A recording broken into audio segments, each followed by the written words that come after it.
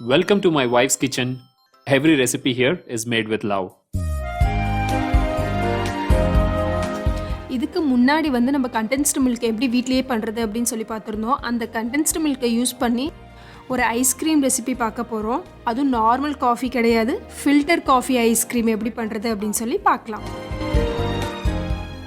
இது பண்றதுக்கு ஃபர்ஸ்ட் நம்ம டிகாஷன் ரெடி பண்ணிடலாம். இதுக்கு 5 ல இருந்து 6 டேபிள் ஸ்பூன் போல் ஃபில்டர் காஃபி தூள் எடுத்துக்கோங்க. எடுத்துட்டு இதில் இப்படி இந்த அளவுக்கு நல்லா தட்டி விட்டுட்டு அதுக்கப்புறம் நல்லா ஹாட் வாட்டர் ஆட் பண்ணி நம்ம இதை க்ளோஸ் பண்ணி வச்சிடலாம். டிகாஷன் நல்லா திக்காக இருக்க மாதிரி பார்த்துக்கோங்க, தண்ணியாக இருந்தால் நல்லா இருக்காது.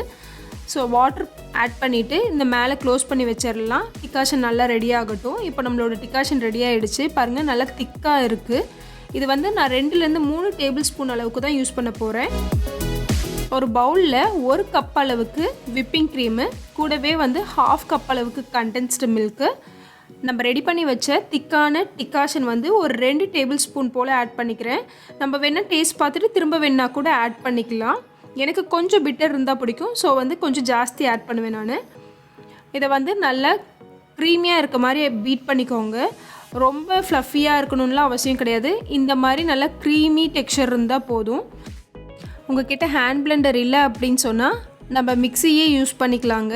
இந்த மாதிரி நல்லா க்ரீமியாக இருக்க மாதிரி நல்லா அடித்து எடுத்துக்கோங்க. இதை ஒரு கண்டெய்னருக்கு ட்ரான்ஸ்ஃபர் பண்ணிக்கலாம். இந்த கண்டெய்னரை ஃப்ரிட்ஜில் ஆல்ரெடி ஒரு 20 மினிட்ஸ், நான் ஃப்ரீசரில் ஒரு 20 மினிட்ஸ் போல் வச்சு எடுத்துட்டேன்.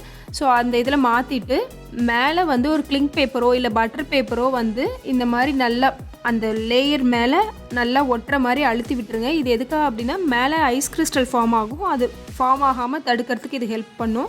ஸோ இந்த மாதிரி அமுத்தி விட்டு க்ளோஸ் பண்ணி ஃப்ரீசரில் ஒரு 3 to 4 hours போல் வச்சு எடுத்துக்கலாம். இப்போ ஒரு 4 மணி நேரத்துக்கு அப்புறமா இதை ஃப்ரீசர்லேருந்து எடுத்தாச்சு. இது ஃபுல்லாக ஃப்ரீஸ் ஆகிருக்காது, ஒரு ஹாஃப் ஸ்டேஜ் அளவுக்கு தான் ஃப்ரீஸ் ஆகிருக்கும். பாருங்கள், சைட்லலாம் நல்லா ஃப்ரீஸ் ஆகிடுச்சு, சென்டர்லாம் இன்னும் அப்படியே கொஞ்சம் கொலன்னு தான் இருக்குது. இதை நம்ம செகண்ட் டைம் பீட் பண்ணுறோம். ஃபஸ்ட் டைம் பீட் பண்ணதோடு ஸ்டாப் பண்ணிட்டிங்கன்னா உங்களுக்கு அந்த ஸ்மூத் டெக்ஸ்சர் கிடைக்காது. ஸோ அதனால் ஒரு 3 to 4 hours அப்புறம் எடுத்து திரும்பவும் மிக்சியில் போட்டு பண்ணுறதுனாலும் பண்ணலாம், இல்லை ஹேண்ட் பிளெண்டர் இருந்ததுன்னா அதை யூஸ் பண்ணி திரும்ப ஒரு 2 to 3 minutes போல் நல்லா ஸ்மூத்தாக பீட் பண்ணி எடுத்துக்கோங்க.